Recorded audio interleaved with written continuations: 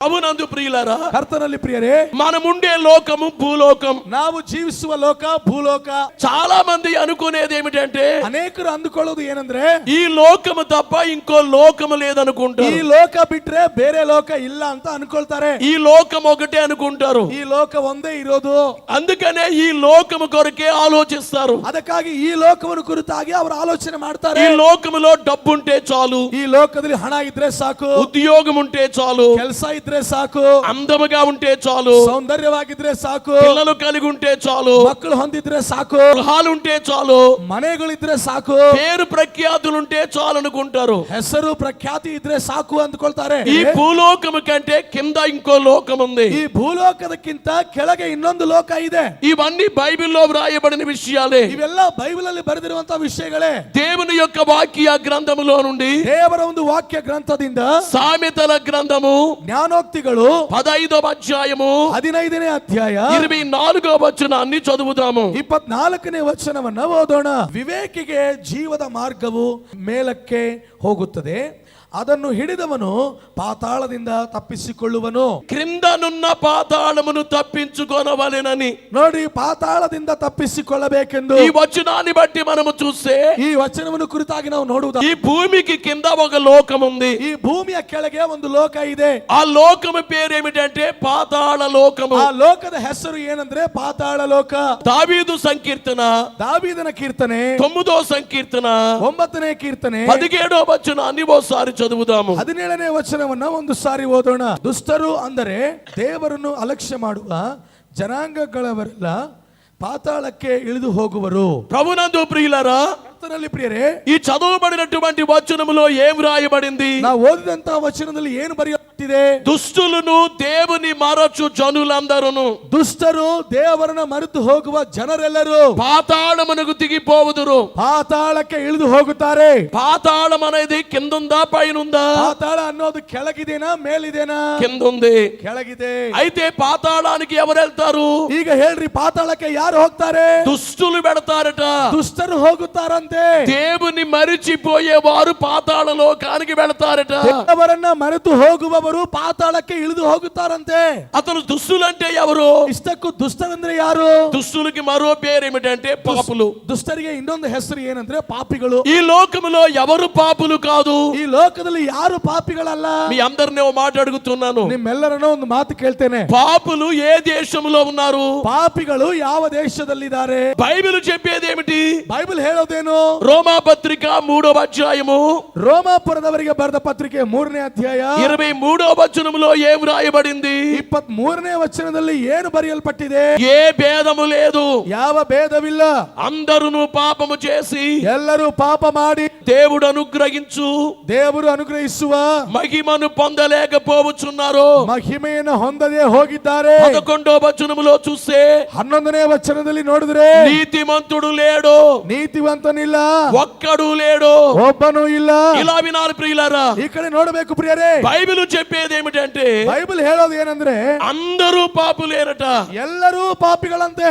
మనము జన్మముని బట్టి పాపులం, ನಾವು ಜನ್ಮತಃ ಪಾಪಿಗಳಾಗಿದ್ದೇವೆ, నైజముని బట్టి పాపులం, ಕ್ರಿಯೆಗಳಿಂದ ಪಾಪಿಗಳಾಗಿದ್ದೇವೆ, తలంపులను బట్టి పాపులం, ಆಲೋಚನೆಗಳಿಂದ ಪಾಪಿಗಳಾಗಿದ್ದೇವೆ, చూపుని బట్టి పాపులం, ಕಣ್ಣಿನ ದೃಷ್ಟಿಯಿಂದ ಪಾಪಿಗಳಾಗಿದ್ದೇವೆ. మనమందరము పాపులమై ఉన్నాము. ನಾವೆಲ್ಲರೂ ಪಾಪಿಗಳಾಗಿದ್ದೇವೆ. పౌలు గారు చెప్పినట్లు ಪೌಲ ಹೇಳಿದ ಹಾಗೆ మనలో పాప నియమము కలదు. ನಮ್ಮಲ್ಲಿ ಪಾಪದ ನಿಯಮ ಇದೆ. అందరూ పాపులమై ఉన్నాము. ಎಲ್ಲರೂ ಪಾಪಿಗಳಾಗಿದ್ದೇವೆ. మరి మనందరం ఎక్కడికి వెళ్తాము? ಮತ್ತೆ ನಾವೆಲ್ಲರೂ ಎಲ್ಲಿಗೆ ಹೋಗುತ್ತೇವೆ? పాతాళ లోకానికి వెళతాము. ಪಾತಾಳಕ್ಕೆ ನಾವು ಹೋಗ್ಬಿಡ್ತೇವೆ. ప్రభునందు ప్రియులారా, ಕರ್ತನಲ್ಲಿ ಪ್ರಿಯರೇ, మనం జీవించిన కాలంలో ನಾವು ಜೀವಿಸಿದ ಕಾಲದಲ್ಲಿ మనం ఎప్పుడు జైలుకి వెళ్ళలేదు. ನಾವು ಎಂದಿಗೂ ಜೈಲಿಗೆ ಹೋಗ್ಲಿಲ್ಲ. కానీ మనం చనిపోయిన తరువాత జైలుకి వెళ్తామట. ಆದ್ರೆ ನಾವು ಸತ್ತು ಹೋದ ಮೇಲೆ ಜೈಲಿಗೆ ಹೋಗ್ತೀವಂತೆ. ఏంటి ఆ జైలు పేరు? ಏನು ಆ ಜೈಲ್ ಹೆಸರು? పాతాళమునకు వెళతామట. ಪಾತಾಳ ಲೋಕಕ್ಕೆ ಹೋಗ್ಬಿಡ್ತೀವಂತೆ. దుష్టులు దేవుని మరచు జనులందరూ ದುಷ್ಟರು ದೇವರನ್ನ ಮರೆತು ಹೋಗುವ ಜನಾಂಗದವರೆಲ್ಲರೂ పాతాళమునకు దిగిపోవుదురు. ಪಾತಾಳಕ್ಕೆ ಇಳಿದು ಹೋಗುತ್ತಾರೆ. పాతాళ లోకములో ಪಾತಾಳ ಲೋಕದಲ್ಲಿ కొన్ని భాగాలు ఉన్నాయి. ಕೆಲವು ಭಾಗಗಳಿವೆ. ఒక భాగము పేరేమిటంటే ಒಂದು ಭಾಗದ ಹೆಸರು ಏನಂದ್ರೆ పరదైసు. ಪರದೈಸು. రెండో భాగం ఏమిటంటే ಎರಡನೇ ಭಾಗ ಏನಂದ್ರೆ అగాధము. ಅಗಾಧ. మూడో భాగం ఏమిటంటే ಮೂರನೇ ಭಾಗ ಏನಂದ್ರೆ హేడెస్సు. ಹೇಡೇಸು. నాలుగో భాగం ఏమిటంటే ನಾಲ್ಕನೇ ಭಾಗ ಏನಂದ್ರೆ నరకము. ನರಕವು. లూకా రాసినటువంటి సువార్త ಲೂಕನು ಬರೆದ ಸುವಾರ್ತೆ 16వ అధ్యాయము 16ನೇ ಅಧ್ಯಾಯ 23వ వచనములో 23ನೇ ವಚನದಲ್ಲಿ ಅವನು ಪಾತಾಳದೊಳಗೆ ಯಾತನೆ ಪಡುತ್ತಾ ಇರುವರಲ್ಲಿ ಕಣ್ಣೆತ್ತಿ ದೂರದಿಂದ ಅಬ್ರಹಾಮನನ್ನು ಇವನ ಎದೆಗೆ ಒರಗಿಕೊಂಡಿದ್ದ ಲಾಜರನನ್ನು ನೋಡಿ, ತಂದೆಯೇ ಅಬ್ರಹಾಮನೇ, ನನ್ನ ಮೇಲೆ ದಯವಿಟ್ಟು ಲಾಜರನ್ನು ಕಳುಹಿಸು, ಅವನು ತನ್ನ ತುದಿ ಬೆರಳನ್ನು ನೀರಿನಲ್ಲಿ ಅದ್ದಿ ನನ್ನ ನಾಲಿಗೆಯನ್ನು ತಣ್ಣಗೆ ಮಾಡ. ప్రభునందు ప్రియులారా, ಕರ್ತನಲ್ಲಿ ಪ್ರಿಯರೇ, ఈ వచనాల్లో రెండు భాగాలు ప్రత్యేకంగా ಈ కనబడుతున్నాయి. ವಚನದಲ್ಲಿ ಎರಡು ಭಾಗಗಳು ಪ್ರತ್ಯೇಕವಾಗಿ ಕಾಣಿಸ್ತಾ ಇವೆ. ఒకటి ಒಂದು పేద లాజరు వెళ్ళిన భాగము, ಬಡ ಲಾಜರ್ನು ಹೋದಂತಹ ಭಾಗ. రెండవది ಎರಡನೇದು ధనవంతుడు వెళ్ళిన భాగము. ಧನವಂತನು ಹೋದಂತಹ ಭಾಗ. ధనవంతుడు ఎక్కడున్నాడు? ಧನವಂತನು ಎಲ್ಲಿದ್ದಾನೆ? భయంకరమైనటువంటి చీకట్లో ఉన్నాడు, ಭಯಂಕರವಾದಂತಹ ಕತ್ತಲೆಯಲ್ಲಿದ್ದಾನೆ, బాధలో ఉన్నాడు. ಬಾಧೆಯಲ್ಲಿದ್ದಾನೆ.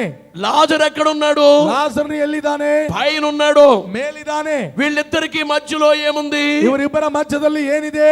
26వ వచనములో చూస్తే 26ನೇ ವಚನದಲ್ಲಿ ನೋಡುವುದಾದ್ರೆ, ಇದು ಮಾತ್ರವಲ್ಲದೆ ನಮಗೂ ನಿಮಗೂ ನಡುವೆ ದೊಡ್ಡ ಡೊಂಗುರ ಸ್ಥಾಪಿಸಿಯದೆ, ಆದ ಕಾರಣ ಈ ಕಡೆಯಿಂದ ನಿಮ್ಮ ಬಳಿಗೆ ಹೋಗಬೇಕೆಂದಿರುವವರು ಹೋಗಲಾರರು, ಮತ್ತು ಆ ಕಡೆಯಿಂದ ನಮ್ಮ ಬಳಿಗೆ ಯಾರೂ ದಾಟುವುದಕ್ಕಾಗದು ಅಂದನು. ఈ రెండు భాగానికి మధ్య ಈ ಎರಡು ಭಾಗಗಳ ಮಧ್ಯದಲ್ಲಿ అగాధం అనేది ఉంచబడిందట. ಒಂದು ಡೊಂಗುರ ಇದೆ ಅಂತ ಪ್ರಿಯರೇ. ఇప్పుడు మీకు మూడు భాగాలు అర్థమయ్యాయి. ಈಗ ನಿಮಗೆ ಮೂರು ಭಾಗಗಳು ಅರ್ಥ ಆಗಿದೆ. ఒకటేమో పరదైసు, ಒಂದು ಪರದೈಸು, రెండోదేమో అగాధము, ಎರಡನೇದು ಅಗಾಧ దాని ಡೊಂಗುರ. కింద ఉన్నటువంటి ధనవంతుడు ఉండే చోటు, ಅದರ ಕೆಳಗೆ ಇರುವಂತ ಧನವಂತನ ಇರುವಂತ ಒಂದು ಸ್ಥಳ, భయంకరమైన శ్రమ కలిగిన చోటు, ಭಯಂಕರ ವೇದನೆ ಇರುವಂತ ಸ್ಥಳ, అనగా దేవుని నమ్మని వారు ఉండే చోటు. ಅಂದ್ರೆ ದೇವರನ್ನ ಅಂಗೀಕರಿಸದೆ ಇರುವ నాలుగో ಜನರು. చోటు నరకము. ನಾಲ್ಕನೇ ಸ್ಥಳ ನರಕ. కానీ ఈ వేళ పాతాళ లోకములో ಆದ್ರೆ ಈ ದಿನ ಪಾತಾಳ ಲೋಕದಲ್ಲಿ ఇన్ని భాగాలు లేవు. ಇಷ್ಟು ಸ್ಥಳಗಳು ಇಲ್ಲ. పాతాళ లోకములో ಪಾತಾಳ ಲೋಕದಲ್ಲಿ అనగా భూమికి కింద ಅಂದ್ರೆ ಭೂಮಿಯ ಕೆಳಗೆ పరదైసు ఇప్పుడు లేదు. ಈಗ ಪರದೈಸು ಇಲ್ಲ. యేసు వారు సిలువ వేయబడి ಯೇಸು ಸ್ವಾಮಿ ಶಿಲುಬೆ ಹಾಕಲ್ಪಟ್ಟು చనిపోయి ಸತ್ತು ಹೋಗಿ తిరిగి లేచి ಮೂರನೇ ದಿನ ತಿರುಗಿ ಎದ್ದು పరమునకు వెళ్ళినప్పుడు ಪುನರುತ್ಥಾನನಾಗಿ ಮೇಲಕ್ಕೆ ಹೋದ ఈ ಮೇಲೆ పరదైసును అక్కడికి తీసుకెళ్లిపోయారు. ಈ ಪರದೈಸನ್ನ ಅಲ್ಲಿಗೆ ಕೊಂಡೊಯ್ದನು. ఇప్పుడు పరదైసు ఎక్కడ ఉంది? ಈಗ ಪ್ಯಾರಡೈಸ್ ಎಲ್ಲಿದೆ? కింద లేదు, ಕೆಳಗಿಲ್ಲ, పైకి వెళ్ళిపోయింది. ಮೇಲಕ್ಕೆ ಹೋಗಿದೆ. ప్రభునందు ప్రియులారా, ಕರ್ತನಲ್ಲಿ ಪ್ರಿಯರೇ, పరదైసు వెళ్ళిపోయింది కనుక ಪರದೈಸಿಗೆ ಹೋಗಿದೆ. ಆದ್ರಿಂದ ఇక అగాధముతో పని లేదు. ಇನ್ನು ಅಗಾಧದಿಂದ ನಮಗೆ ಕೆಲಸ ಇಲ್ಲ. ఇక ఎన్ని చోట్లు ఉంటాయి? ಇನ್ನು ಎಷ್ಟು ಸ್ಥಳ ಇರ್ತವೆ? ఒకటి పాతాళ లోకములో ಒಂದು ಪಾತಾಳ ಲೋಕ, దేవుని నమ్మని మృతులు, ದೇವರು ನಂಬದೇ ಇರುವಂತ ಜನರ ಒಂದು అనగా ಮೃತ್ಯು. దుష్టులు, దేవుని మరచు జనులు, ಅಂದ್ರೆ ದುಷ್ಟರು, ದೇವರನ್ನ ಮರೆತು ಹೋಗುವ ಜನರು, వారుండే భాగము. ಅವರು ಇರುವ ಭಾಗ. ఆ తర్వాత ఇంకో భాగం ఉంది. ಅದಾದ್ಮೇಲೆ ಅದರ ಕೆಳಗೆ ಇನ್ನೊಂದು ಭಾಗ ಇದೆ. దాని పేరేమిటంటే నిత్య నరకము. ಅದರ ಹೆಸರು ಏನಂದ್ರೆ ನಿತ್ಯ ನರಕ. పాతాళము వేరు, నరకము వేరు. ಪಾತಾಳ ಬೇರೆ, ನರಕ ಬೇರೆ. జైలు శిక్ష వేరు, ఉరి శిక్ష వేరు. ಜೈಲು ಶಿಕ್ಷೆ ಬೇರೆ, ನೇರಿನ ಶಿಕ್ಷೆ ಬೇರೆ. రెండు శిక్షలు సమానము కాదు. ಎರಡು ಶಿಕ್ಷೆಗಳು ಸಮಾನವಲ್ಲ. పాపాన్ని బట్టి వచ్చే జీతము ಪಾಪದಿಂದ ಬರೋ ಸಂಬಳ మరణమని దేవుని వాక్యం చెబుతుంది. ಮರಣ ಎಂಬುದಾಗಿ ದೇವರ ವಾಕ್ಯ ಸ್ಪಷ್ಟವಾಗಿ ಹೇಳ್ತದೆ. ఉద్యోగము చేసే జీతం వస్తుంది, ಕೆಲಸ ಮಾಡಿದ್ರೆ ಸಂಬಳ ಬರ್ತದೆ. వ్యాపారము చేసే లాభం వస్తుంది, ವ್ಯಾಪಾರ ಮಾಡಿದ್ರೆ ಲಾಭ ಬರ್ತದೆ. పొలములో పనికి పెడితే కూలి వస్తుంది. ಹೊಲದಲ್ಲಿ ವ್ಯವಸಾಯ ಮಾಡಿದ್ರೆ ಕೂಲಿ ಬರ್ತದೆ. పాపము చేసే వచ్చే జీతము నరకము. ಪಾಪ ಮಾಡುವುದರಿಂದ ಬರುವ ಸಂಬಳ ನರಕವಾಗಿದೆ, ಮರಣವಾಗಿದೆ. జాగ్రత్తగా వినండి ప్రియులారా, ಜಾಗ್ರತೆಯಿಂದ ಕೇಳಿಸ್ಕೊಳ್ರಿ ಪ್ರಿಯರೇ. నరకం అంటే రెండో మరణము. ನರಕ ಅಂದ್ರೆ ಎರಡನೇ ಮರಣ. ఈవేళ చాలా మందికి ఒక్క మరణమే తెలుసు. ಈ ದಿನ ಅನೇಕರಿಗೆ ಒಂದೇ ಮರಣದ ಬಗ್ಗೆ ಗೊತ್ತಿದೆ. మరణాలు ఒక్క రకము కాదు. ಮರಣ ಒಂದು ವಿಧವಾಗಿರೋದಿಲ್ಲ. ప్రసంగి గ్రంథం 12వ అధ్యాయం 7వ వచనములో, ಪ್ರಸಂಗಿ ಗ್ರಂಥ 12ನೇ ಅಧ್ಯಾಯ 7ನೇ ವಚನದಲ್ಲಿ, మన్నైనది ಮಣ್ಣಾಗಿರುವುದು వెనుకటి వలనే ಅದೇ ಹಾಗೆ మరలా భూమికి చేరును. ಮತ್ತೆ ಭೂಮಿಗೆ ಸೇರುತ್ತದೆ. ఆత్మವು తాను దయచేసిన ಅದನ್ನು ಅನುಗ್ರಹಿಸಿದ దేవుని యొద్దకు ದೇವರ ಬಳಿಗೆ మరలా పోవును. ಮತ್ತೆ ಹೋಗುತ್ತದೆ. ఈ మరణానికి పేరేమిటంటే శరీర మరణము. ಈ ಮರಣಕ್ಕೆ ಹೆಸರು ಏನಂದ್ರೆ ಶರೀರ ಮರಣ. రెండో మరణం ఏమిటంటే ಎರಡನೇ ಮರಣ ಏನಂದ್ರೆ ఆత్మ మరణము. ಆತ್ಮ ಮರಣ. మన లోపల దేవుడు ఆత్మనుంచారు. ನಮ್ಮ ಒಳಗೆ ದೇವರು ಆತ್ಮ ಇಟ್ಟಿದ್ದಾನೆ. ఒకటి శరీరము, ಒಂದು ಶರೀರ, రెండోది ప్రాణము, ಎರಡನೇದು ಪ್ರಾಣ, మూడోది ఆత్మ. ಮೂರನೇದು ಆತ್ಮ. ఈ మూడు కలిసి మనిషి. ಈ ಮೂರು ಸೇರ್ಕೊಂಡ್ರೆ ಮಾನವನು. దేవుడు తండ్రిగా ఉన్నారు, ದೇವರು ತಂದೆಯಾಗಿದ್ದಾನೆ, కుమారుడుగా ఉన్నారు, ಕುಮಾರನಾಗಿದ್ದಾನೆ, పరిశుద్ధాత్ముడుగా ఉన్నారు, ಪವಿತ್ರಾತ್ಮನಾಗಿದ್ದಾನೆ. దేవుడు త్రిత్వమై ఉన్నారు. ದೇವರು ತ್ರಿಯೇಕ ದೇವರಾಗಿದ್ದಾನೆ. మనిషిలో కూడా త్రిత్వం ఉంది. ಮನುಷ್ಯರಲ್ಲಿ ಕೂಡ ತ್ರಿತ್ವ ಕಾರ್ಯ ಇದೆ. శరీరము, ప్రాణము, ఆత్మ. ಶರೀರ, ಪ್ರಾಣ, ಆತ್ಮ. ఈ శరీరములో నుంచి ప్రాణం పోగానే ಈ ಶರೀರದಿಂದ ಪ್ರಾಣ ಹೋದ ಕೂಡಲೇ ఈ శరీరాన్ని తీసుకెళ్లి భూస్థాపన చేస్తారు, ಈ ಶರೀರವನ್ನು ತೆಗೆದುಕೊಂಡು ಹೋಗಿ ಭೂಸ್ಥಾಪನೆ ಮಾಡುತ್ತಾರೆ, లేకపోతే దహనము చేస్తారు. ಇಲ್ಲದೆ ಹೋದ್ರೆ ದಹನ ಸಂಸ್ಕಾರ ಮಾಡ್ತಾರೆ. ఆత్మ అనబడేటువంటిది ಆತ್ಮ ಎಂಬುದಾಗಿ ಕರೆಯಲ್ಪಡುವುದು దేవుడు ఎక్కడ నియమించారో అక్కడికి వెళ్తుంది. ದೇವರು ಎಲ್ಲಿಗೆ ಹೋಗಬೇಕೆಂದು ನೇಮಕ ಮಾಡಿದ್ದಾನೋ ಅಲ್ಲಿಗೆ ಹೋಗುತ್ತೆ. జాగ్రత్తగా వినండి. ಜಾಗ್ರತೆಯಿಂದ ಕೇಳಿಸ್ಕೊಳ್ರಿ. కిలో వెండి ఉంది, 1 కిలో ಬೆಳ್ಳಿ ಇದೆ, కిలో బంగారం ఉంది. 1 కేజీ ಬಂಗಾರ ಇದೆ. ఎవరైనా గాని ನಿಮ್ಮಲ್ಲಿ ಯಾರಾದ್ರೂ కిలో వెండి కావాలా, కిలో బంగారం కావాలంటే ఏం అడుగుతారు మీరు? 1 కేజీ ಬೆಳ್ಳಿ ಬೇಕಾ, 1 కేజీ ಬಂಗಾರ ಬೇಕಂದ್ರೆ ಏನ್ ಕೇಳ್ತೀರಾ ನೀವು? ఈ శరీరమేమో వెండిలాడిది, ಈ ಶರೀರವೇನೋ ಬೆಳ್ಳಿ ಆಗಿರುವಂತದ್ದು, ఆత్మేమో బంగారములాడిది. ಆತ್ಮ ಬಂಗಾರದಾಗಿರುವಂತದ್ದು. ఇప్పుడు మాట అడుగుతున్నాను, ಈಗ ಒಂದು ಮಾತು ಕೇಳ್ತೀನಿ. ఈ శరీర జీవితాన్ని కోరుకున్నారా, ఆత్మ జీవితాన్ని కోరుకున్నారా? ನೋಡ್ರಿ, ಈ ಶರೀರ ಬೆಳ್ಳಿ ಹಾಗೆ, ಆತ್ಮ ಬಂಗಾರದ ಹಾಗೆ. ಜನರು ಯಾರನ್ನ ಕೋರ್ಕೊಳ್ತಾ ಇದ್ದಾರೆ ಜಾಸ್ತಿ? ఏం కోరుకున్నారు? ಯಾವುದ್ರ ಬಗ್ಗೆ ಆಲೋಚನೆ ಮಾಡ್ತಾ ಇದ್ದಾರೆ? నేను చాలా భక్తిగా ఉండాలి, ನಾನು ಬಹಳ ಭಕ್ತಿಯಾಗಿರಬೇಕು, నా ఆత్మకు రక్షణ ఉండాలి, ನನ್ನ ಆತ್ಮಕ್ಕೆ ರಕ್ಷಣೆ నేను ಉಂಟಾಗಬೇಕು, పరలోకానికి వెళ్ళాలని కోరుకున్నారా? ನಾನು ಪರಲೋಕಕ್ಕೆ ಹೋಗ್ಬೇಕಂತ ಯಾರಾದ್ರೂ ಅನ್ಕೊಳ್ತಾ ಇದ್ದೀರಾ? లేకపోతే నా కుటుంబం బాగుండాలి, ಇಲ್ಲ ನನ್ನ ಕುಟುಂಬ ಚೆನ್ನಾಗಿರ್ಬೇಕು, నాకు సంతానం కలగాలి, ನನಗೆ ಮಕ್ಕಳಾಗಬೇಕು, ఉద్యోగం కావాలి, ಕೆಲಸ ಬೇಕು, వ్యాపార వృద్ధి అవ్వాలి, ವ್ಯಾಪಾರ ಅಭಿವೃದ್ಧಿ ಆಗಬೇಕು. ఏది కోరుకున్నారు? ಯಾವ್ದು ಬೇಡಿಕೊಳ್ತಾ ಇದ್ದೀರಾ? వెండినా బంగారాన్నా? ಬೆಳ್ಳಿನ ಬಂಗಾರನ? వెండి కోరుకుంటున్నారు, ಬೆಳ್ಳಿಯನ್ನು ಕೋರ್ತಾ ಇದ್ದಾರೆ ಜನರು. ప్రభునందు ప్రియులారా, ಸರಿ, ಕರ್ತನಲ್ಲಿ ಪ್ರಿಯರೇ, నీ తెలియజేసే మాట ఏమిటంటే ನಿಮಗೆ ತಿಳಿಸುವ ಮಾತೇನಂದ್ರೆ మరణములు 3 రకాలు. ಮರಣಗಳು 3 ವಿಧಾನ. ఒకటి శరీర మరణము, ಒಂದು ಶರೀರ ಮರಣ, రెండోది ఆత్మ మరణము, ಎರಡನೇದು ಆತ್ಮ ಮರಣ, మూడోది ఆత్మీయ మరణము. ಮೂರನೇದು ಆತ್ಮೀಯ ಮರಣ. నేను బైబిల్ చూపించకుండా చెప్పను. ನಾನು ಬೈಬಲ್ ಅನ್ನು ತೋರಿಸದೆ ನಾನು ಹೇಳೋದಿಲ್ಲ. బైబిల్ చూపించకపోతే అబద్ధ బోధ అవుతుంది. ಬೈಬಲ್ ಅನ್ನು ತೋರಿಸದೆ ಇದ್ರೆ ಅದು ಸುಳ್ಳು ಬೋಧನೆ ಆಗ್ತದೆ. ప్రకటన గ్రంథము 21వ అధ్యాయము 8వ వచనం ఒకసారి తీయండి. ಪ್ರಕಟಣೆ ಗ್ರಂಥ 21ನೇ ಅಧ್ಯಾಯ 8ನೇ ವಚನ ಒಂದು ಸಾರಿ ತೆಗಿರಿ. ಆದರೆ ಹೇಡಿಗಳು, ನಂಬಿಕೆ ಇಲ್ಲದವರು, ಅಸಹ್ಯವಾದದರಲ್ಲಿ ಸೇರಿದವರು, ಕೊಲೆಗಾರರು, ಜಾರರು, ಮಾಟಗಾರರು, ವಿಗ್ರಹಾರಾಧಕರು, ಎಲ್ಲ ಸುಳ್ಳುಗಾರರು, ಇವರಿಗೆ ಸಿಕ್ಕುವ ಪಾಲು ಬೆಂಕಿ ಗಂಧಕಗಳಿರುವ ಕೆರೆಯೇ. ಅದು ಎರಡನೆಯ ಮರಣವು. ప్రభునందు ప్రియులారా, ಕರ್ತನಲ್ಲಿ ಪ್ರಿಯರೇ, ఈ వచనములో ఏం రాయబడింది? ಈ ವಚನದಲ್ಲಿ ಏನು ಬರೆಯಲ್ಪಟ್ಟಿದೆ? రెండో మరణాన్ని గురించి వ్రాయబడింది. ಎರಡನೆಯ ಮರಣವನ್ನು ಕುರಿತಾಗಿ ಬರೆಯಲ್ಪಟ್ಟಿದೆ. ఈ రెండో మరణానికి ఎవరు పెడతారో 8 రకాల వారి గురించి వ్రాయబడింది. ಈ ಎರಡನೇ ಮರಣದಲ್ಲಿ ಯಾರ್ಯಾರು ಹೋಗುತ್ತಾರೆ 8 ಜನರ ಕುರಿತಾಗಿ ಬರೆಯಲ್ಪಟ್ಟಿದೆ. మూడో మరణం ఏంటి?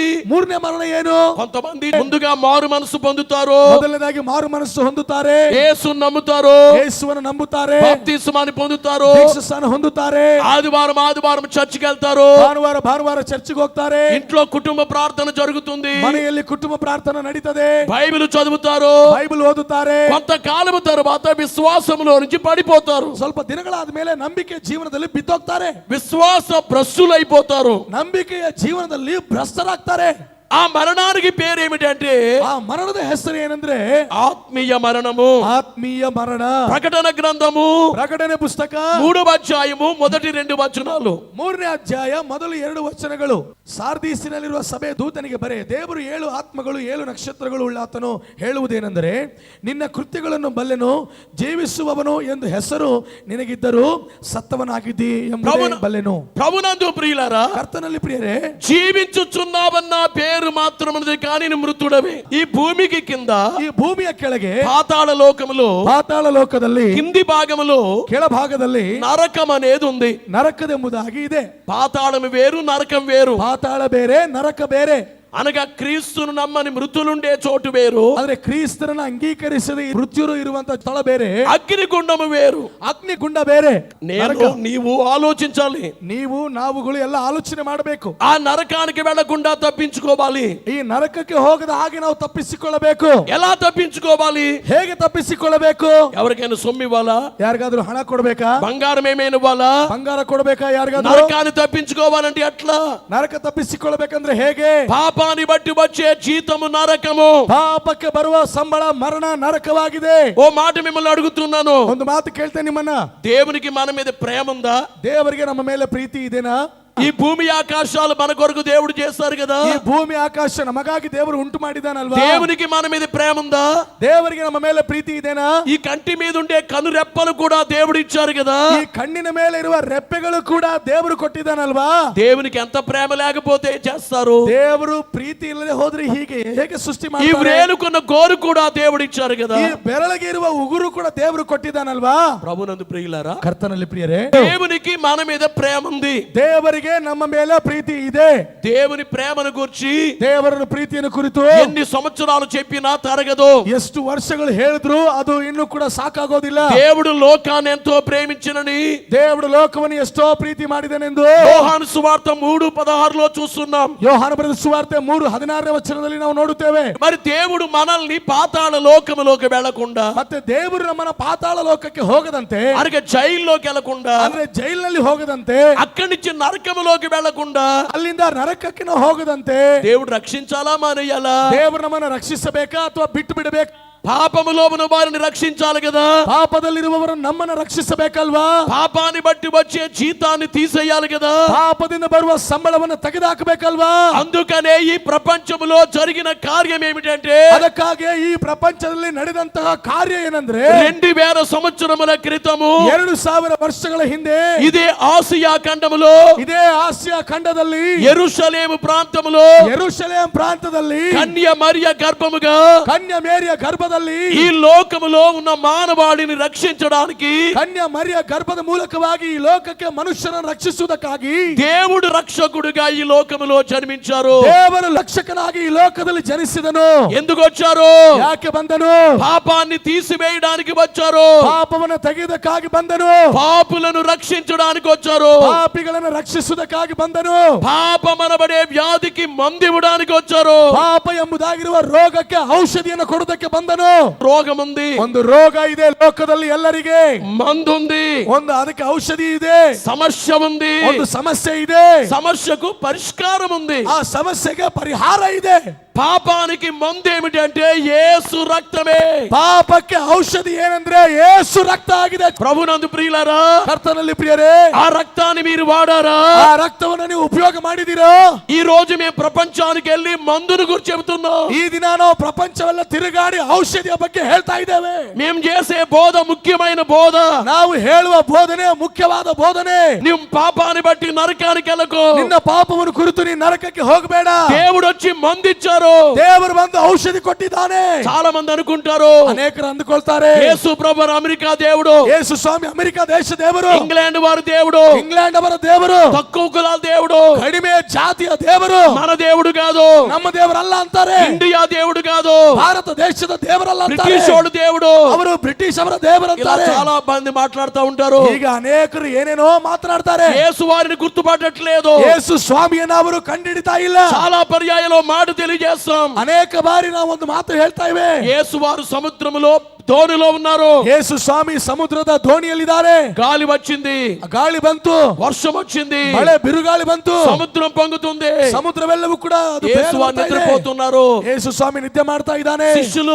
ಶಿಷ್ಯರು ఆ ధోని నడిపిస్తున్నారు. ಆ ದೋಣಿಯನ್ನು ನಡೆಸ್ತಾ ಇದ್ದಾರೆ. నడిపించలేకపోయారు. ಅವರು ನಡೆಸಲಿಕ್ಕೆ ಆಗ್ಲಿಲ್ಲ. ಇನ್ನು మునిగిపోయే టైం వచ్చింది. ಅವರು ಮುಳುಗುವ ಸಮಯ ಬಂತು. ప్రభువా నశించిపోతున్నామన్నారు. ಕರ್ತನೇ, ನಾವು ನಶಿಸಿ ಹೋಗುತ್ತಾ ಇದ್ದೇವೆ. యేసు వారు లేచారు. ಯೇಸು ಸ್ವಾಮಿ ಎದ್ದರು. ఆయన చెయ్యి పైకెత్తారు. ಆತನ ಕೈ ಮೇಲೆ ಎತ್ತಿದ. గాలి తుఫాను ఆగమన్నారు. ಓ ಬಿರುಗಾಳಿ, ಗಾಳಿ ನಿಲ್ಲು ಅಂತ ಹೇಳಿದ. ఆయన ఆగమని చెప్పిన వెంటనే ಆತನು ಸಮುದ್ರಕ್ಕೆ ಸುಮ್ಮನಿರು ಅಂತ ಹೇಳಿದ ಕೂಡಲೇ వర్షం ఆగిపోయింది, ಮಳೆ ನಿಂತೋಯ್ತು, గాలి ఆగిపోయింది, ಗಾಳಿ ನಿಂತೋಯ್ತು, సముద్రం పొంగేదాగిపోయింది. ಕರೆಯುವಂತ ಸಮುದ್ರ ನಿಂತೋಯ್ತು. వర్షము యేసు వారిని గుర్తుపట్టింది. ಮಳೆ ಯೇಸು ಸ್ವಾಮಿನ ಕಂಡು ಹಿಡಿದಿದೆ. గాలి గుర్తుపట్టింది. ಗಾಳಿ ಕಂಡು ಹಿಡಿದಿದೆ.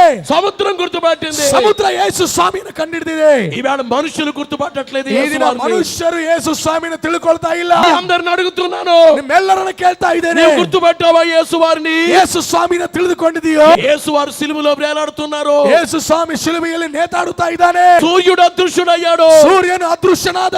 దేశమంతా చీకటి కమ్మింది. ದೇಶವೆಲ್ಲವೂ ಕೂಡ ಕತ್ತಲೆಯಾಗಿದೆ. సూర్యుడు గుర్తుపట్టాడు. ಸೂರ್ಯನು ಕಂಡು ಹಿಡಿದ ಯೇಸು ಸ್ವಾಮಿಯನ್ನ. యేసు వారు చనిపోతే ಯೇಸು ಸ್ವಾಮಿ ಸತ್ತು ಹೋದ್ರೆ కొండలు పగిలాయి, ಗುಡ್ಡಗಳು ಒಡೆದೋದವು, బండలు పగిలాయి, ಪರ್ವತಗಳು ಒಡೆದೋದವು, భూమి వణికింది, ಭೂಮಿ ನಡುಗಿತು. సమాధుల్లో ఉన్న వాళ్ళు లేచారు. ಸಮಾಧಿಯಲ್ಲಿ ಇದ್ದವರು ತೆರೆದುಕೊಂಡವರಾಗಿ ಎಬ್ಬಿಸಲ್ಪಟ್ಟರು. తెర చినిగింది. ಅಲ್ಲಿ ತೆರೆಯು ಹರಿಯಲ್ಪಟ್ಟಿತು. దేవాలయంలో ఉన్న తెరకు యేసు వారెవరో తెలుసు. ದೇವಾಲಯದಲ್ಲಿರುವಂತಹ ತೆರೆಗೆ, ಅಲ್ಲಿರುವಂತಹ ಪರದೆಗೆ ಯೇಸು ಸ್ವಾಮಿ ಯಾರು ಗೊತ್ತು. సూర్యునికి యేసు వారెవరో తెలుసు. ಸೂರ್ಯನಿಗೆ ಯೇಸು ಸ್ವಾಮಿ ಯಾರೋ ಗೊತ್ತು. భూమికి యేసు వారెవరో తెలుసు. ಭೂಮಿಗೆ ಯೇಸು ಸ್ವಾಮಿ ಯಾರೋ ಗೊತ್ತು. కొండలకు బండలకు యేసు తెలుసు. ಬೆಟ್ಟಗಳಿಗೆ ಗುಡ್ಡಗಳಿಗೆ ಯೇಸು ಸ್ವಾಮಿ ಅಂದ್ರೆ ಯಾರು ಗೊತ್ತು. ఈవేళ ఎందుకండి యేసు వారిని అమెరికా దేవుడు అన్నారు? ಈ ದಿನ ಯಾಕ್ರಿ ಯೇಸು ಸ್ವಾಮಿನ ಅಮೆರಿಕ ದೇವರು ಅಂತ ಇದ್ದೀರಾ? ఈవేళ ఎందుకండి యేసు వారిని తక్కువ కుల దేవుడు అన్నారు? ಯಾಕೆ ನೀವು ಯೇಸು ಸ್ವಾಮಿಯನ್ನ ಕಡಿಮೆ ಜಾತಿಯ ದೇವರಂತ ಇದ್ದೀರಾ? ఆయన సృష్టి గుర్తుపట్టిందే. ಸೃಷ್ಟಿ ಆತನ ತಿಳಿದುಕೊಂಡಿದೆ. సృష్టిని అనుభవించే మనిషి ఎందుకు గుర్తుపట్టడు? ಸೃಷ್ಟಿಯನ್ನು ಅನುಭವಿಸಿದ ಮನುಷ್ಯನು ಯಾಕೆ ಕಂಡುಹಿಡಿತಾ ಇಲ್ಲ? ఈ రాత్రి మిమ్మల్ని అందరినీ ఒక మాట అడుగుతున్నా. ಈ ರಾತ್ರಿ ನಿಮ್ಮೆಲ್ಲರನ್ನು ಮಾತು ಕೇಳ್ತಾ ಇದ್ದೇನೆ. నీ కొరకు ఎవరు చనిపోలేదు. ನಿನಗಾಗಿ ಯಾರು ಸತ್ತು నీ ಹೋಗಲಿಲ್ಲ. కొరకు నీ ఫ్రెండ్స్ చనిపోలేదు. ನಿನಗಾಗಿ ನಿನ್ನ ಸ್ನೇಹಿತರು ಸಾಯಲಿಲ್ಲ. నీ కొరకు నీ భర్త చనిపోలేదు. ನಿನಗಾಗಿ ನಿನ್ನ ಗಂಡನು ಸಾಯಲಿಲ್ಲ. నీ భార్య చనిపోలేదు. ನಿನ್ನ ಹೆಂಡತಿ ಸಾಯಲಿಲ್ಲ. నీ పిల్లలు చనిపోలేదు. ನಿನ್ನ ಮಕ್ಕಳು ಸಾಯಲಿಲ್ಲ. నీ కొరకు నా కొరకు యేసు చనిపోయారు. ನಿನಗಾಗಿ ನನಗಾಗಿ ಯೇಸು ಸ್ವಾಮಿ ಸತ್ತು ಹೋಗಿದ್ದಾನೆ. యేసు చనిపోయారు. ಯೇಸು ಸ್ವಾಮಿ ಶಿಲುಬೆಯಲ್ಲಿ ಸತ್ತು ಹೋಗಿದ್ದಾನೆ. పాతాళాన్ని తప్పించడానికి, ಪಾತಾಳದಿಂದ ನಮ್ಮನ್ನು ತಪ್ಪಿಸುವುದಕ್ಕೆ, నరకాన్ని తప్పించడానికి ನರಕದಿಂದ ನಮ್ಮನ್ನು ತಪ್ಪಿಸುವುದಕ್ಕೆ యేసు చనిపోయారు. ಯೇಸು ಸತ್ತು ಹೋದನು. ఆ యేసు నమ్మవా? ಆ ಯೇಸುವನ್ನು ನಂಬಿದೀಯಾ? నీ జీవితంలో ఎప్పుడైనా కానీ ನಿನ್ನ ಜೀವನದಲ್ಲಿ ಯಾವಾಗಾದರೂ యేసు నీవు నాకు కావాలయ్యా, ಯೇಸು ಸ್ವಾಮಿ ನೀನು ನನಗೆ ಬೇಕಯ್ಯಾ, నీవు లేకుండా బ్రతకలేనయ్యా, ఏనాడైనా యేసుని అడిగావా? ನೀವು ಎಂದಾದ್ರೂ ಯೇಸುವನ್ನ ಕೇಳಿದ್ದೀರಾ? నన్ను క్షమించమని అడిగావా? ನನ್ನ ಕ್ಷಮಿಸು ಅಂತ ಕೇಳಿದ್ದೀರಾ? ఈ హాల్లో ఉన్న మనము ಈ ಹಾಲಲ್ಲಿರುವ ನಾವು మందు వాడిన వారమా? ಔಷಧಿ ಉಪಯೋಗಿಸಿದೀವಾ? మందు వాడని వారమా? ಔಷಧಿಯನ್ನು ಉಪಯೋಗಿಸದೇ ಇದೀವಾ? మందు వాడని వారికి నువ్వు చెబుతున్నావా? ಔಷಧಿ ಉಪಯೋಗಿಸದಿರುವವರಿಗೆ ಹೇಳ್ತಾ ಇದೀಯಾ? రోజుకొక్కరికైనా దేవుని సువార్త చెప్పవా? ದಿನಕ್ಕೆ ಒಬ್ಬರಿಗಾದ್ರೂ ಯೇಸು ಸ್ವಾಮಿಯ ಬಗ್ಗೆ ಹೇಳಿದೀಯಾ? ప్రపంచ పట్టణంలో సిలువ జెండా రేపరేపలాడాలి. ಪ್ರಪಂಚದ ನಕ್ಷೆಯಲ್ಲಿ ಶಿಲುಬೆಯ ಧ್ವಜವು ಅದು ಹಾರಾಡಬೇಕು. అందరూ యేసును నమ్మాలి. ಎಲ್ಲರೂ ಯೇಸುವನ್ನು ಅಂಗೀಕರಿಸಬೇಕು. యేసును తెలుసుకోవాలి. ಯೇಸುವನ್ನು ತಿಳಿದುಕೊಳ್ಳಬೇಕು. సిలువ వ్యర్థం కాకూడదు. ಶಿಲುಬೆಯು ವ್ಯರ್ಥವಾಗಬಾರದು. దేవుని సేవకులు బలంగా బోధించాలి. ದೇವರ ಸೇವಕರು ಬಲವಾಗಿ ಬೋಧಿಸಬೇಕು. సిలువను గూర్చి ప్రకటించాలి. ಶಿಲುಬೆಯನ್ನು ಕುರಿತು ಪ್ರಕಟಿಸಬೇಕು. అవసరమైతే యేసు కొరకు చనిపోవాలి. ಬೇಕಾದರೆ ಯೇಸು ಸ್ವಾಮಿಗಾಗಿ ಪ್ರಾಣ ಕೊಡಬೇಕು. యేసు ప్రేమ అర్థమైందా? ಯೇಸುವಿನ ಪ್ರೀತಿ ಅರ್ಥ ಆಯ್ತಾ?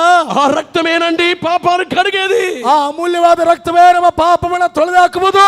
ఆ రక్తమేనండి పాతాళానికి వెళ్లకుండా కాపాడేది. ಈ ರಕ್ತವೇ ನಮ್ಮನ್ನ ಪಾತಾಳಕ್ಕೆ ಹೋಗದಂತೆ ಬಿಡುಗಡೆ ಮಾಡುವುದು. యేసు రక్తమేనండి నరకాన్ని తప్పించేది. ಯೇಸುವಿನ ರಕ್ತವೇ ನಮ್ಮನ್ನ ನರಕದಿಂದ ತಪ್ಪಿಸುವಂತದ್ದು. ఈ రోజు యేసు రక్తం వ్యర్థమవుతుంది. ಈ ಯೇಸುವಿನ ರಕ್ತ ವ್ಯರ್ಥವಾಗ್ತಾ ಇದೆ. ఆ రక్తమును గురించి కరెక్ట్ గా బోధించట్లేదు. ಆ ರಕ್ತವನ್ನು ಕುರಿತಾಗಿ ಸರಿಯಾಗಿ ಬೋಧಿಸುವವರೇ ಕಾಣ್ತಾ ಇಲ್ಲ. చాలా మంది తెలుసుకోవట్లేదు. ಅನೇಕರು ಅರ್ಥ ಮಾಡಿಕೊಳ್ತಾ ಇಲ್ಲ. క్రీస్తు సువార్త అందరికి అందించబడట్లేదు. ಕ್ರಿಸ್ತನ ಸುವಾರ್ತೆ ಅನೇಕರಿಗೆ ಹಂಚ್ತಾ ಇಲ್ಲ. నువ్వు పూనుకోవాలి దేవుని కొరకు. ನೀನು ಎದ್ದೇಳಬೇಕು ದೇವರಿಗಾಗಿ. నువ్వు నిలబడాలి. ನೀನು ನಿಂತುಕೊಳ್ಳಬೇಕು. దేవుడు నిన్ను అడుగుతారు, ದೇವರನ್ನ ಕೇಳ್ತಾನೆ, ఒక్క ఆత్మనైనా రక్షించవా? ಒಂದು ಆತ್ಮವಾದರೂ ರಕ್ಷಿಸಿದೆಯೋ? ఒక్కడికైనా సువార్త చెప్పవా? ಒಬ್ಬರಿಗಾದರೂ ಸುವಾರ್ತೆ ಹೇಳಿದೆಯಾ? ఒక్కరికైనా సిలువను గురించి తెలియజేసావా? ಒಬ್ಬರಿಗಾದರೂ ಶಿಲುಬೆಯನ್ನು ಕುರಿತಾಗಿ ಹೇಳಿದೆಯಾ? నీ ద్వారా ఎంతమంది వచ్చారు? ನಿನ್ನ ಮೂಲಕ ಎಷ್ಟು ಜನರು ಬಂದಿದ್ದಾರೆ? ఈవేళ కర్ణాటక రాష్ట్రంలో ಈ ದಿನ ಕರ್ನಾಟಕ ರಾಜ್ಯದಲ್ಲಿ ఎన్ని జిల్లాల్లో సువార్త లేదు? ಎಷ್ಟು ಜಿಲ್ಲೆಗಳಲ್ಲಿ ಸುವಾರ್ತೆ ಇಲ್ಲ? ఎన్ని మండలాల్లో లేదు? ಎಷ್ಟು ಮಂಡಲದಲ್ಲಿ ಇಲ್ಲ? ఎన్ని గ్రామాల్లో సువార్త లేదు? ಎಷ್ಟು ಗ್ರಾಮಗಳಲ್ಲಿ ಸುವಾರ್ತೆ ಇಲ್ಲ? నువ్వు నిలబడితే పని జరగదు. ನೀ ನಿಂತುಕೊಂಡ್ರೆ ಕೆಲಸ ಆಗೋದಿಲ್ವಾ? ఇండియా దేశానికి తోమా గారు ఒక్కరే వచ్చారు. ಭಾರತ ದೇಶಕ್ಕೆ ಸೈಂಟ್ ಥಾಮಸ್ ಒಬ್ಬರೇ ಬಂದ್ರು. ఈవేళ ఇండియాలో ఒక్కరే ఉన్నారా? క్రీస్తు నమ్మిన వారు ಅವರೊಬ್ಬರೇ ಇದ್ದಾರಾ? ಕ್ರಿಸ್ತರನ್ನು ನಂಬಿದವರು. పని చేద్దాం దేవుని కొరకు. ಪ್ರೇರೆ ಕೆಲಸ ಮಾಡೋಣ ದೇವರಿಗಾಗಿ. చివరిగా చెప్పి చెప్పే మాట ఏమిటంటే ಕೊನೆಯದಾಗಿ ಹೇಳೋ ಮಾತೇನೆಂದ್ರೆ ఈ భూమికి కింద ಈ ಭೂಮಿಯ ಕೆಳಗೆ పాతాళ లోకం, ಪಾತಾಳ ಲೋಕ, దాని కింద ಅದರ ಕೆಳಗೆ నరకమును గురించి విన్నాము. ನರಕವನ್ನು ಕುರಿತಾಗಿ ఈ ಕೇಳಿದ್ದೇವೆ. భూమికి పైన ಈ ಭೂಮಿಯ ಮೇಲೆ వాయు మండల లోకం ఉంది. ವಾಯು ಮಂಡಲ ಲೋಕ ಇದೆ. దాన్నే గాలి లోకం అంటారు. ಅದನ್ನೇ ಗಾಳಿ ಲೋಕ ಅಂತಾರೆ. దురాత్మలుండే లోకం అంటారు. ದುರಾತ್ಮಗಳು ಇರುವ ಲೋಕ ಅಂತ దేవుని ಕರೀತಾರೆ. యొక్క వాక్య గ్రంథములో ದೇವರ ಒಂದು ವಾಕ್ಯ ಗ್ರಂಥದಿಂದ ఎఫెసీ పత్రిక ಎಫೆಸಿಯ ಪತ್ರಿಕೆ 6:12 6ನೇ ಅಧ್ಯಾಯ 12ನೇ ವಚನ. ನಾವು ಹೋರಾಡುವುದು ಮನುಷ್ಯ ಮಾತ್ರದವರ ಸಂಗಡವಲ್ಲ, ರಾಜ್ಯತ್ವಗಳ ಮೇಲೆಯೂ ಅಧಿಕಾರಿಗಳ ಮೇಲೆಯೂ ಈ ಅಂಧಕಾರದ ಲೋಕಾಧಿಪತಿಗಳ ಮೇಲೆಯೂ ಆಕಾಶ ಮಂಡಲದಲ್ಲಿರುವ ದುರಾತ್ಮಗಳ ಸೇನೆಯ ಮೇಲೆಯೂ ప్రభునందు ನಾವು ప్రియులారా, ಹೋರಾಡುತ್ತೇವೆ. ಕರ್ತನಲ್ಲಿ ಪ್ರಿಯರೇ, ఆకాశ మండలమందున్న దురాత్మల సమూహములో ಆಕಾಶ ಮಂಡಲದಲ್ಲಿರುವ ದುರಾತ್ಮಗಳ ಸಂಗಡ నేను ఇప్పుడు 3 లోకాలు చెప్పాను. ನಾನೀಗ 3 ಲೋಕಗಳು ಹೇಳಿದೆ. భూమికి కింద ಭೂಮಿಯ ಕೆಳಗೆ పాతాళ లోకం, ಪಾತಾಳ ಲೋಕ, దానికి కింద ಅದರ ಕೆಳಗೆ నరకము, ನರಕ, ఈ భూమికి పైన ಈ ಭೂಮಿಯ ಮೇಲೆ వాయుమండల లోకం. ವಾಯುಮಂಡಲ ಲೋಕ, మనమున్న లోకం భూలోకం. ನಾವು ಜೀವಿಸುವ ಲೋಕ ಭೂಲೋಕ. అంటే 4 లోకాలు అయ్యాయి. ಅಂದ್ರೆ 4 ಲೋಕ ఈ ಆಯ್ತು. 4 లోకానికి పైన ಈ 4 ಲೋಕಗಳ ಮೇಲೆ ఓ లోకం ఉంది, దాని పేరే ಒಂದು ಲೋಕ ಇದೆ. ಅದರ ಹೆಸರೇ మోక్ష లోకము, ಮೋಕ್ಷ ಲೋಕ, పరలోకము. ಪರಲೋಕ. సామెతల గ్రంథం 15:24 ಜ್ಞಾನೋಕ್ತಿ 15ನೇ ಅಧ್ಯಾಯ 24ನೇ ವಚನದಲ್ಲಿ కిందనున్న పాతాళమును తప్పించుకోవలనని ಕೆಳಗಿರುವ ಪಾತಾಳ ಲೋಕವನ್ನು ತಪ್ಪಿಸಿಕೊಳ್ಳಬೇಕೆಂದು బుద్ధిమంతుడు ಬುದ್ಧಿಮಂತನು పరమునకు పోవు జీవ మార్గమున ಮೇಲಕ್ಕೆ ಹೋಗುವ ಜೀವ ಮಾರ್ಗಕ್ಕೆ నడుచుకొనునని ఆరంభ వాక్యం చదువుకున్నాం. ನಡೆದುಕೊಳ್ಳುತ್ತಾನೆ ಎಂಬುದಾಗಿ ಆರಂಭ ವಾಕ್ಯ ಓದಿದ್ದೇವೆ. ప్రభునందు ప్రియులారా, ಇರಲಿ ಕರ್ತನಲ್ಲಿ ಪ್ರಿಯರೇ, పైన పరలోకం ఉంది. ಮೇಲೆ ಪರಲೋಕ ಇದೆ. ఈ పరలోకానికి ఎవరు వెళ్తారు? ಈ ಪರಲೋಕಕ್ಕೆ ಯಾರು ಹೋಗ್ತಾರೆ? ఎవరైతే యేసు రక్తముతో కడగబడతారో వారు వెళ్తారు. ಯಾರು ಯೇಸುವಿನ ರಕ್ತದಲ್ಲಿ ತೊಳೆಯಲ್ಪಟ್ಟಿರುತ್ತಾರೆ ಅವರು ಹೋಗುತ್ತಾರೆ. యేసు రక్తముతో కడగబడకపోతే మోక్షము లేదు. ಯೇಸು ರಕ್ತದಿಂದ ತೊಳೆಯಲ್ಪಡಲಿಲ್ಲ ಅಂದ್ರೆ ಮೋಕ್ಷ ಇಲ್ಲ. బైబిల్ చెప్పేది ఏమిటంటే ಬೈಬಲ್ ಹೇಳೋದು ಏನಂದ್ರೆ, ఆకాశము క్రింద ఉన్న నామములలో ಆಕಾಶ ಕೆಳಗಿರುವ ನಾಮದಲ್ಲಿ, ఈ నామముననే మన రక్షణ పొందవలెను. ಈ ನಾಮದಲ್ಲಿಯೇ ನಾವು ರಕ್ಷಣೆ ಹೊಂದಬೇಕೆ ಹೊರತು మరి ఏ నామమున రక్షణ పొందలేమని ಮತ್ತೆ ಯಾವ ನಾಮದಲ್ಲಿಯೂ ರಕ್ಷಣೆ ಇಲ್ಲವೆಂದು అపోస్తలుల కార్యాలు 4:12 చూస్తున్నాం. ಅಪೊಸ್ತಲ ಕಾರ್ಯ 4:12ನೇ ವಚನದಲ್ಲಿ ನಾವು ನೋಡುತ್ತೇವೆ. మీకు తెలియచేసే మాట ఏమిటంటే ನಿಮ್ಮೆಲ್ಲರಿಗೆ ತಿಳಿಸುವ ಮಾತೇನೆಂದ್ರೆ, మోక్ష లోకము ಮೋಕ್ಷ ಲೋಕ లేక పరలోకము. ಇಲ್ಲ ಪರಲೋಕ. కానీ ఆ లోకమే కాకుండా ఇంకా లోకాలు ఉన్నాయి. ಆ ಲೋಕ ಮಾತ್ರವಲ್ಲದೆ ಇನ್ನೂ ಲೋಕಗಳಿವೆ. ఇంకో చోటు ఏంటో తెలుసా? ಇನ್ನೊಂದು ಸ್ಥಳ ಏನು ಗೊತ್ತಾ? దేవదూతలు ఉండే చోటు. ದೇವದೂತರಿರುವ ಸ್ಥಳ. అదే దేవదూతల లోకం. ಅದೇ ದೇವದೂತರ ಲೋಕ. దేవదూతలైన వారు, ದೇವದೂತರಾದವರು చాలా రకాల వాళ్ళు ఉంటారు. ಬಹಳ ವಿಧಾನದವರು ಇರ್ತಾರೆ. 7 దూతలు. 7 ಜನ ದೂತರು. 7 దూతల్లో 7 ಜನ ದೂತರಲ್ಲಿ మొదటి దూతే లూసిఫర్. ಮೊದಲನೇ ದೂತನು ಅವನು ಲೂಸಿಫರ್. ఈ లూసిఫర్ దేవదూత సైతానుగా మారిపోయాడు. ಇವನು ಮೊದಲನೇದಾಗಿ ದೇವದೂತನಾಗಿದ್ದ ಲೂಸಿಫರ್ ಇವನು ಸೈತಾನಾಗಿ ಮಾರ್ಪಟ್ಟ. రెండో దూత మికాయేలు. ಎರಡನೇ ದೂತನು ಮಿಕಾಯೇಲ್. మూడో దూత గబ్రియేలు. ಮೂರನೇ ಅವನು ಗಾಬ್ರಿಯೇಲ್. నాలుగో దూత రఫాయేలు. ನಾಲ್ಕನೇ ಅವನು ರಫಾಯೇಲ್. ఐదో దూత రమూయేలు. ಐದನೇ ಅವನು ರಮುಯೇಲು. ఆరో దూత ఉరియేలు. ಆರನೇ ದೇವದೂತನು ಉರಿಯೇಲು. ఏడో దూత రఘుయేలు. ಏಳನೇ ದೂತನು ರಘುಯೇಲು. ఇలాగ 7 దూతలు ఉన్నారు. ಈಗ 7 ಜನ ದೂತರಿದ್ದಾರೆ. దేవదూతల్లో రెండో రకము సెరాపులు. ದೇವದೂತರಲ್ಲಿ ಎರಡನೇ ವಿಧಾನ ಸೆರಾಫೇರು. ಯೆಶಯಾ ಗ್ರಂಥం 6:2 ಯೆಶಾಯನ ಪ್ರವಾದನೆ ಗ್ರಂಥ 6ನೇ ಅಧ್ಯಾಯ 2ನೇ ವಚನದಲ್ಲಿ ఆయనకు పైగా సెరాపులు నిలిచి ఉండిరి. ಆತನಿಗೆ ಮೇಲೆ ಸೆರಾಫೇರು ಸಹ ಇದ್ದರು. ఈ సెరాపులనే దేవదూతలను ಈ గూర్చి ಸೆರಾಫೇರ್ ಎಂಬುದಾಗಿರುವ ದೇವದೂತರನ್ನು ಕುರಿತು దైవజనుడు దేవదాసయ్య గారు వివరిస్తూ, ದೈವ ಸೇವಕರಾದ ದೇವದಾಸರು ವಿವರಿಸುತ್ತಾ, దేవదూతలంటే చాలా చిన్నగా మాట్లాడతాం. ದೇವದೂತರನ್ನು ಬಹಳ ಸ್ವಲ್ಪವಾಗಿ ಮಾತನಾಡ್ತೇವೆ. ఈ సెరాప్ అనే ఒక్క దూతట ಈ ಸೆರಾಫೇರು ಎಂಬುದಾಗಿರುವ ಒಬ್ಬ ದೂತನು ఒక రెక్క ఇటు, ಒಂದು ರೆಕ್ಕೆ ಹೀಗೆ, ఒక రెక్క ఇటు చాపితే ಒಂದು ರೆಕ್ಕೆ ಹೀಗೆ ಚಾಚಿದ್ರೆ ఒక దేశము రెక్కల్లోకి వెళ్ళిపోతట. ಒಂದು ದೇಶ ರೆಕ್ಕೆಗೆ ಕೆಳಗೆ ಹೋಗ್ಬಿಡ್ತದಂತೆ. అంతటి బలమైన వారట దూతలు. ಅಷ್ಟು ಬಲವಾದ ದೂತನು ಈ ಸೆರಾಫಿಯ ದೂತರು. అర్థమైందా? ಅರ್ಥ ಆಯ್ತಾ? ఒక్క దూత యొక్క శక్తి ఎంత శక్తో, ಒಂದು ದೂತನ ಶಕ್ತಿ ಎಷ್ಟು ಶಕ್ತಿಯೋ.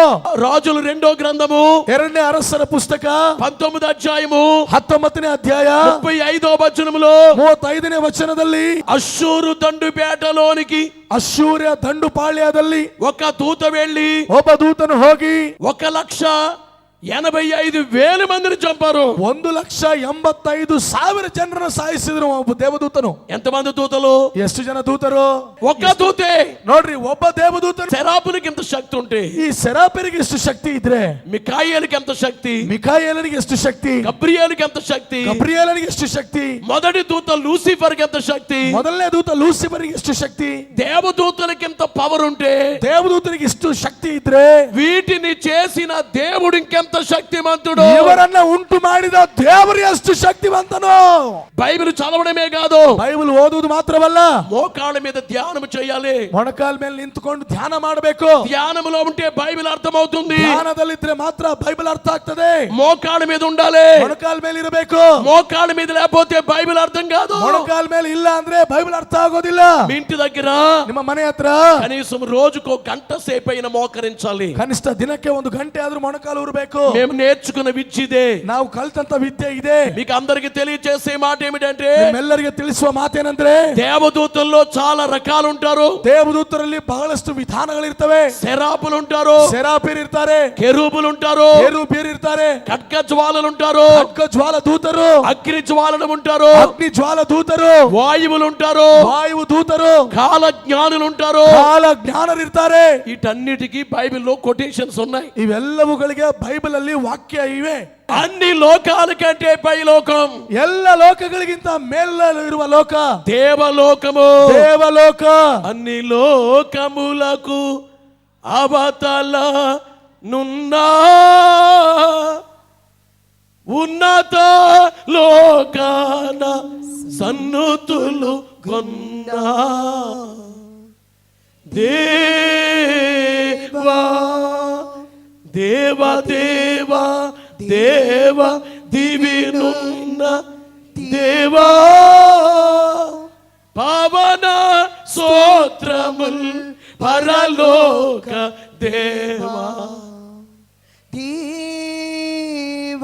ప్రభునందు ప్రియులారా, ಕರ್ತನಲ್ಲಿ ಪ್ರಿಯರೇ, దేవుని యొక్క వాక్యములో ದೇವರ ಒಂದು ವಾಕ್ಯದಲ್ಲಿ తిమోతి మొదటి పత్రిక ಮೊದಲನೇ ತಿಮೋತಿಗೆ ಬರೆದ ಪತ್ರಿಕೆ 6వ ಅಧ್ಯಾಯము 6ನೇ ಅಧ್ಯಾಯ 16వ ವಚನములో 16ನೇ ವಚನದಲ್ಲಿ, ಕರ್ತನು ತಾನೊಬ್ಬನೇ ಆ ಏಕಾಧಿಪತಿಯು, ರಾಜಾದಿರಾಜನು, ಕರ್ತರ ಕರ್ತನು, ತಾನೊಬ್ಬನೇ ಅಮರತ್ವವುಳ್ಳವನು, ಅಗಮ್ಯವಾದ ಬೆಳಕಿನಲ್ಲಿ ವಾಸ ಮಾಡುವವನೂ ಆಗಿದ್ದಾನೆ.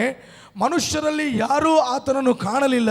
ప్రభునందు ప్రియులారా, ಕರ್ತನಲ್ಲಿ ಪ್ರಿಯರೇ, సమీపింపరాని తేజస్సులో, ಸಮೀಪಿಸಲಾರದಂತ ತೇಜಸ್ಸಿನಲ್ಲಿ, సమీపించడానికి వీలు లేని తేజస్సు, ಅಂದ್ರೆ ಅಗಮ್ಯವಾದ ಬೆಳಕಿನಲ್ಲಿ ಪ್ರಿಯರೇ, ఆయన మాత్రమే వసించుచు ಆತನೊಬ್ಬನೇ ವಾಸ ಮಾಡುತ್ತಾ అమరత్వము గలవాడై ఉన్నాడు. ಅಮರತ್ವವುಳ್ಳವನಾಗಿದ್ದಾನೆ.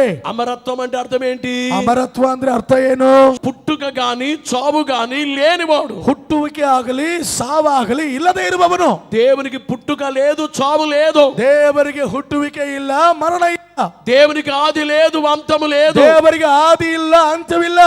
ఆది అంతము లేని దేవతనయుడు యమ్మా. ఆది గాని అంతము గాని ఆయనకి లేదు. ಆದಿ ಅಂತವೂ ಆತನಿಗೆ ಇಲ್ಲ. ప్రభునందు ప్రియులారా, ಕರ್ತನಲ್ಲಿ ಪ್ರಿಯರೇ, అంతటి దేవుడు, ಅಂತ ದೇವರು మనల్ని కలుగు చేశారు, ನಮ್ಮನ್ನು ಉಂಟು ಮಾಡಿದನು. అంతటి దేవుడు, ಅಂತ ದೇವರು తండ్రిగా ఉన్నారు, ತಂದೆಯಾಗಿದ್ದನು, కుమారుడిగా ఉన్నారు, ಕುಮಾರನಾಗಿದ್ದನು, పరిశుద్ధాత్ముడిగా ఉన్నారు, ಪವಿತ್ರಾತ್ಮನಾಗಿದ್ದನು. అందుకని యేసు వారు ఏమన్నారంటే, ಅದಕ್ಕಾಗಿ ಯೇಸು ಸ್ವಾಮಿ ಏನಂದ್ರಂತೆ, తండ్రి యొక్కయు కుమారుని యొక్కయు పరిశుద్ధాత్మ యొక్కయు నామములోనికి ತಂದೆ ಮಗನ ಪವಿತ್ರಾತ್ಮ ನಾಮದೊಳಗೆ బాప్తిస్మమిచ్చుచు ದೀಕ್ಷಾಸ್ನಾನ ಕೊಡುತ್ತಾ అనే మాట మత్తయి సువార్త 28వ అధ్యాయం చివరి వచనములో చెప్పారు ಎಂಬುದಾಗಿ ಮತ್ತೇನು ಬರೆದ ಸುವಾರ್ತೆ 28, 19, 20ನೇ ವಚನದಲ್ಲಿ ಆತನು ಹೇಳಿದ. ప్రియులను గమనించే మాట ఏమిటంటే, ಪ್ರಿಯರೇ, ಗಮನಿಸಬೇಕಾದ ಮಾತೇನಂದ್ರೆ, తండ్రిగా దేవుడు ఉన్నారు, ತಂದೆಯಾಗಿ ದೇವರಿದ್ದಾನೆ, తన కుమారుని లోకానికి పంపించారు, ತನ್ನ ಮಗನನ್ನು ಈ ಲೋಕಕ್ಕೆ ಕಳುಹಿಸಿದ, ఆయన రక్తము చేత మనం శుద్ధి చేశారు, ಆತನ ರಕ್ತದಿಂದ ನಮ್ಮನ್ನು ಶುದ್ಧಿ ಮಾಡಿದ.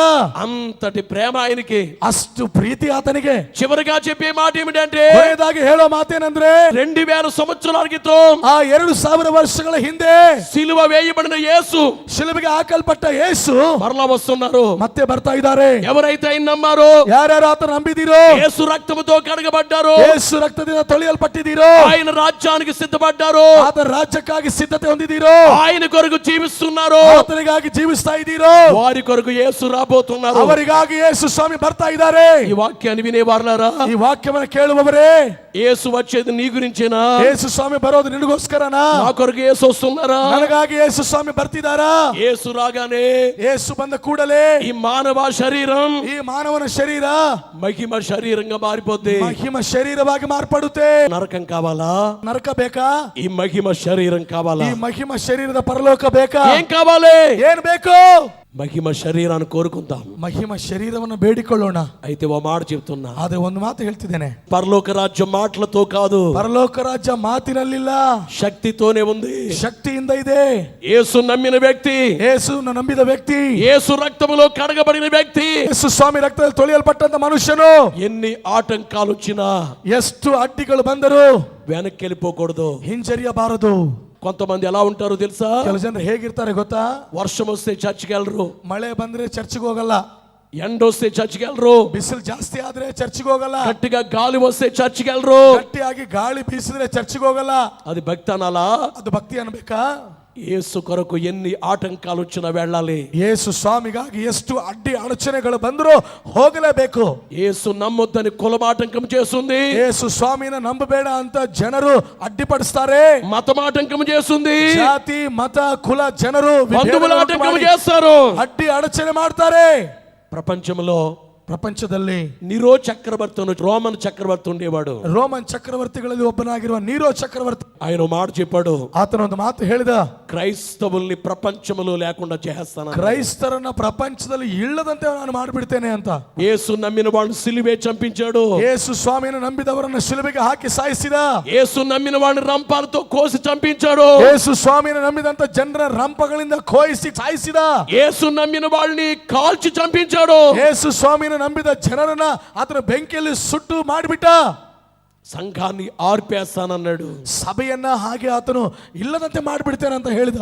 ఆది సంఘము ఆర్పుటకు నెంచి ఆ దుష్ట నీరో అధిపతి చెలరేగి గర్వించే ఆది క్రైస్తవ భక్తుల సంబముల గట్టి తారు పూసి ఆది క్రైస్తవ భక్తుల సంబముల గట్టి తారు పూసి అగ్నిని ముంటించి కాల్వంగా ఆ సంగమేచ్చే అధిపతి అప్పుడే నశించే